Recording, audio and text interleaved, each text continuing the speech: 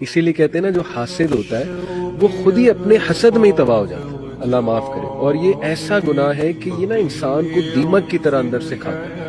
آپ چاہیں کہ اس کے اندر اگر یہ فضیلت کی بات ہے تو یہ سلب ہو جائے، اس کو پاس اگر یہ نعمت ہے تو یہ نعمت اس سے چھن جائے، مجھے مل جائے. اگر اللہ تعالیٰ کچھ تمہیں دے تو چھپانے کی کوشش کرو کہ نعمتوں کو دیکھ کر کچھ لوگ محبت کرتے ہیں، کچھ لوگ حسد کرتے ہیں، اور حسد کی نظر آدمی کو کھا جاتی ہے. اور حسد کا ایسی بیماری کہ اس کا علاج ہی کوئی نہیں. اللہ نے کہا دشمن کا علاج ہے کیا؟ ادفع باللتی ہی احسن، دشمن کے ساتھ اچھا سلوک کر، وہ تیرا دوست ہو جائے گا. اور حاسد کا اللہ نے کہا علاج کوئی نہیں، تو کیا کر کبا مجھ سے پناہ مانگ. پتا چلا کہ حسد، جیلسی اتنی خطرناک بیماری ہے کہ اگر آپ نے اس کا علاج نہ کیا تو اس سے پاورفل موٹیویشن، اس سے زیادہ پاورفل کوئی موٹیویشن ہو ہی نہیں سکتی. ایسے ایسے کام کرا دے گی آپ کو. یہ مذہبی اسکالرز میں بھی ہوتی ہے، یہ ڈاکٹروں میں بھی ہوتی ہے، یہ مولاناؤں میں بھی ہوتی ہے، یہ مفتیوں میں بھی ہوتی ہے، یہ اماموں میں بھی ہوتی ہے، یہ غریبوں میں بھی ہوتی ہے، یہ مالداروں میں بھی ہوتی ہے، یہ ہر طبقے میں ہے. جیلسی، حسد کہ وہ مجھ سے آگے کیوں نکل گیا. سمجھتے ہو کہ نہیں سمجھتے؟ وہیں سے انسان مخالفت پہ ٹھان لیتا ہے، پھر حق اور باطل نہیں دیکھتا، بس یہ دیکھتا ہے سامنے والے کو نیچا کیسے گرانا ہے میں نے. عام طور پر انسان جو بھی گناہ کرے اس کا ضمیر اس کو ملامت کر کے بے سکون کیے رکھتا ہے. لیکن حسد ایک ایسی بیماری اور اخلاقی برائی ہے جو کہ نہ صرف انسان کے اپنے سکون کو تباہ کرتی ہے بلکہ دوسروں کے لیے بھی اذیت کی وجہ بنتی ہے.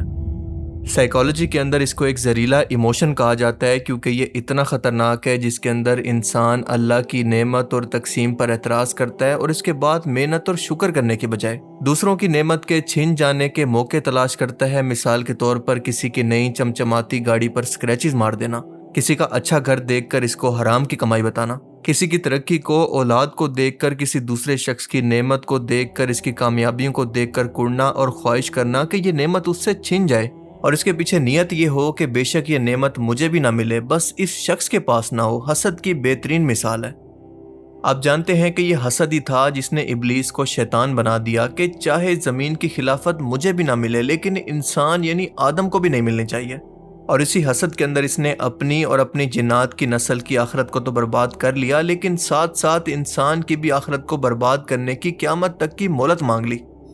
یہ اتنا خطرناک عمل ہے کہ قرآن کریم کے اندر اللہ تعالیٰ نے حاسد کے شر سے پناہ مانگنے کا حکم دیا کیونکہ اللہ سورہ فلق کے اندر فرماتا ہے کہ اور میں پناہ مانگتا ہوں حسد کرنے والے کے شر سے. نبی کریم صلی اللہ علیہ وسلم نے فرمایا کہ حسد سے بچو کیونکہ حسد نیکیوں کو اس طرح سے کھا جاتا ہے جیسے آگ لکڑیوں کو کھا جاتی ہے. اور پھر فرمایا کہ کسی بندے کے دل کے اندر ایمان اور حسد ایک ساتھ جمع نہیں ہو سکتے. اور ایسا آپ صلی اللہ علیہ وسلم نے اس لیے فرمایا کیونکہ حسد دلوں کے اندر نفرت اور دشمنی کو پیدا کرتا ہے جس سے آپسی تعلقات، رشتہ داریاں اور دوستیاں تباہ ہو جاتی ہیں. دنیا کا پہلا قتل جو کہ قابیل نے حابیل کا کیا تھا اس کی وجہ بھی حسد ہی تھی، یعنی میری بیوی اتنی خوبصورت کیوں نہیں ہے جتنی کہ حابیل کی ہے، اور اس کے علاوہ میری قربانی قبول کیوں نہیں ہوئی جیسا کہ اس کی ہوئی ہے. مطلب یہ حسد اتنی بڑی اور خطرناک بیماری ہے کہ یہ سگے خون کو بھی نہیں بخشتی. مثال کے طور پر حضرت یوسف کے بھائیوں نے بھی اپنے بھائی یوسف کو اسی حسد کی بنا پر قتل کرنے کی کوشش کی تاکہ ان کو بھی باپ کا پیار مل سکے اور اس کے علاوہ یوسف علیہ السلام کو نبوت نہ مل سکے، ان میں سے کسی ایک کو مل جائے. لیٹسٹ سائیکالوجیکل ریسرچ کے مطابق کچھ ایسی علامتیں ہیں جن سے آپ یہ جان سکتے ہیں کہ کون شخص ایسا ہے جو کہ آپ سے حسد کرتا ہے، کیونکہ حسد کرنے والا شخص غیر ارادی طور پر یعنی ان انٹینشنلی طور پر یہ حرکتیں کرتا ہے جس کی وجہ سے آپ اس کو پہچان سکتے ہیں. اور جب آپ اس کو پہچان لیں تو اللہ کے حکم کے مطابق اس حاسد کی اللہ سے پناہ اور اس کی ہدایت کی دعا مانگنے کا حکم دیا گیا ہے. نمبر 1، جھوٹی تعریفیں کرنا یعنی فیک پریزز. مطلب ایسے لوگ جو کہ آپ کے منہ پر تو بہت تعریفیں کریں گے، آپ سے ہنس کر بات کریں گے لیکن ان کا لہجہ اور ان کی آنکھیں آپ کو دیکھنے سے ہی آرٹیفیشل یا پھر فیک محسوس ہوں گی اور پیچھے ہٹتے ہی وہ آپ کی برائیاں کرنا شروع کر دیں گے. نمبر 2، آپ کی کامیابیوں کو کمتر کر کے دکھانا یعنی مینیمائزنگ یور سکسیس. اگر آپ کو کوئی بڑی کامیابی حاصل ہوتی ہے تو وہ کہیں گے کہ یہ تو بس اس کی قسمت تھی یا پھر اس کے اندر کون سی بڑی بات ہے، یہ تو کوئی بھی کر سکتا ہے، یہ تو حرام کا پیسہ ہے. مطلب وہ صرف آپ کے حسد کی وجہ سے آپ کی اس کامیابی کے پیچھے چھپی محنت کو یا پھر کوشش کو نہیں دیکھیں گے بلکہ صرف ظاہری طور پر آپ کے اوپر فتوے لگانا شروع کریں گے کہ یہ حرام کا پیسہ ہے. نمبر 3، آپ کی ناکامی پر ان کو اندرونی طور پر خوشی ہونا. جب بھی آپ کو کوئی نقصان یا ناکامی ہوگی تو وہ ظاہری طور پر آپ سے ہمدردی جتانے کے لیے تو آ جائیں گے لیکن ان کے چہرے یا پھر رویے سے ایک چھپی ہوئی خوشی آپ کو محسوس ہوگی. مطلب آپ کی تکلیف اور آپ کا نقصان ان کو تسلی دیتا ہے کہ اب شاید ہم دونوں برابر ہو گئے ہیں، کیونکہ یہ پہلے مجھ سے لیول کے اندر اونچا تھا، تو اب میری کوشش یہی ہے کہ یا تو یہ بالکل نیچے گر جائے یا پھر میرے برابر آ جائے۔ نمبر 4، بلا وجہ کی مقابلے بازی یا پھر unnecessarily competition۔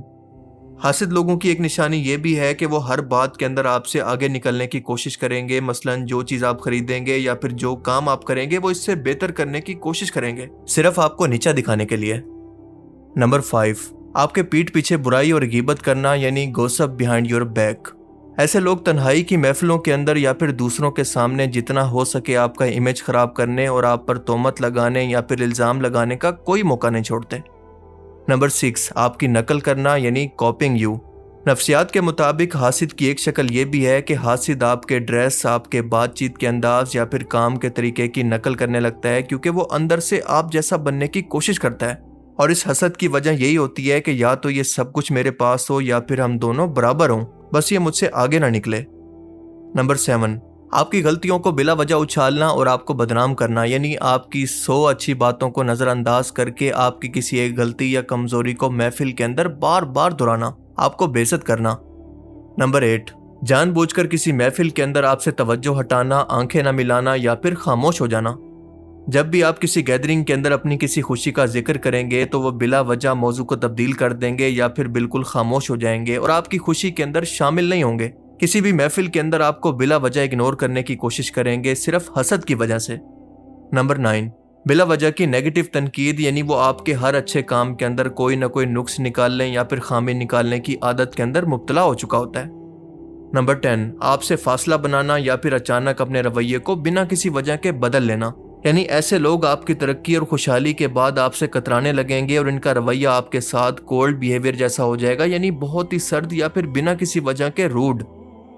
اب ایک انتہائی اہم سوال کہ اگر آپ اس حاسد کی پہچان کر لیں تو اس سے بچا کیسے جائے؟ قرآن کریم نے اس کا حل بھی بتا دیا، اور سب سے پہلا حل ہے مسنون دعائیں، یعنی سورہ فلق، سورہ الناس اور آیت الکرسی کی روزانہ تلاوت کر کے خود پر پھونک لینا۔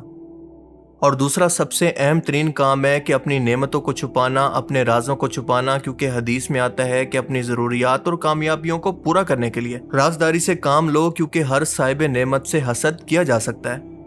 آج کل سوشل میڈیا پر اپنی ہر خوشی، اپنی ذاتی زندگی کا شو آف کرنے سے گریز کرنا چاہیے، کیونکہ آپ نہیں جانتے کہ کتنے مجبور لوگ آپ کی لگژری لائف سٹائل کو صرف حسد کی نگاہ سے دیکھ رہے ہوتے ہیں، اور جب بھی ان لوگوں کو موقع ملتا ہے وہ آپ کی ذات کو بدنام کرنے اور آپ کے ڈاؤن فال کے انتظار کی خوشی کے اندر ہوتے ہیں کہ کب ان کو موقع ملے۔ اس لیے سوشل میڈیا پر بھی اپنی پرسنل لائف کو، اپنی لگژری کو، اپنی نعمتوں کو پوسٹ نہیں کرنا چاہیے، اور یہی وجہ ہے کہ میں سوشل میڈیا پر کچھ پوسٹ نہیں کرتا۔ اگر آپ کو کنفرم ہو کہ کوئی واقعی آپ سے حسد کرتا ہے تو اس کی ہدایت کے لیے اور اس کی برکت کے لیے دعا کریں، کیونکہ یہ عمل آپ کے دل کو بھی پاک رکھے گا اور سامنے والے شخص کے دل کے اندر بھی اللہ تعالیٰ ہدایت ڈال دے گا۔ لیکن تب تک اس شخص کے ساتھ سماجی فاصلہ برقرار رکھیں، یعنی اس کے ساتھ باؤنڈریز سیٹ کریں، کیونکہ ایسے لوگوں سے اپنی ذاتی زندگی کی باتیں بالکل شیئر نہ کریں۔ مطلب ان کے ساتھ رسمی تعلق رکھیں، بس سلام دعا رکھیں۔ خاص طور پر آج کل رشتہ داروں کے اندر تو یہ حسد بہت ہی زیادہ ہے، اس لیے یہ رشتے ختم نہ کریں، بلکہ خوشی غمی کے اندر ضرور شریک ہوں، لیکن اپنے راز کو، اپنی نعمتوں کو، سب کو چھپا کر رکھیں۔ اس کے بعد آپ نے دوسرا کام جو کرنا ہے وہ یہ کرنا ہے کہ آپ نے جوابی رد عمل سے بچنا ہے، کیونکہ حاسد کی باتوں کا جواب آپ نے جذباتی طور پر بالکل نہیں دینا۔ جب بھی آپ ان کی باتوں کو نظر انداز کریں گے، اگنور کریں گے، تو ان کا حسد خود ان کے لیے اذیت بن جاتا ہے، کیونکہ اصل میں وہ حاسد اندر سے احساس کمتری یعنی انفیریورٹی کمپلیکس کا شکار ہوتا ہے، اسی لیے اس پر غصہ کرنے کے بجائے اس کے حال پر رحم کھائیں۔ لیکن اگر آپ کو لگتا ہے کہ آپ کسی کے حسد میں مبتلا ہیں تو اس سے بچنے کا بہترین طریقہ یہ ہے کہ انسان اپنی نعمتوں پر اللہ کا شکر ادا کرے۔ مطلب وہ یہ سوچے کہ جتنی نعمتیں اس وقت میرے پاس ہیں، اس وقت دنیا میں کتنے ایسے لوگ ہیں جن کے پاس یہ بیسک نیسیسٹیز یا پھر بیسک ضرورتیں تک نہیں ہیں، اور جن لوگوں نے محنت کر کے یہ مقام حاصل کیا ہے، آپ بھی محنت کر کے اس مقام کو حاصل کر سکتے ہیں، آپ کو کوئی رکنے والا نہیں ہے۔ اور یہ سوچ آپ کو ہمبل اور شکر گزار بنائے گی، اور شکر کرنے والے لوگوں کو اللہ تعالیٰ اور زیادہ نوازتا ہے۔ دیکھیں، حسد کرنے والا شخص دراصل اللہ کی بارگاہ کے اندر اپنے ہی ہاتھوں اپنی نیکیوں کا جنازہ اٹھاتا ہے، لیکن اس کے برعکس جو شخص دوسروں کی کامیابی پر خوش ہونا سیکھ لیتا ہے تو اللہ تعالیٰ اس کے شب و روز کو اطمینان، برکت اور حقیقی سکون سے بھر دیتا ہے۔ ہم لوگوں کو یہ سمجھنا ہوگا کہ اصل کامیابی کسی کی نعمت چھن جانے کے اندر نہیں ہے، بلکہ اپنے رب کا شکر گزار بندہ بننے کے اندر ہے۔ اللہ تعالیٰ سے دعا ہے کہ وہ ہمیں سمجھنے کی اور نیک عمل کرنے کی توفیق عطا فرمائے۔ آمین.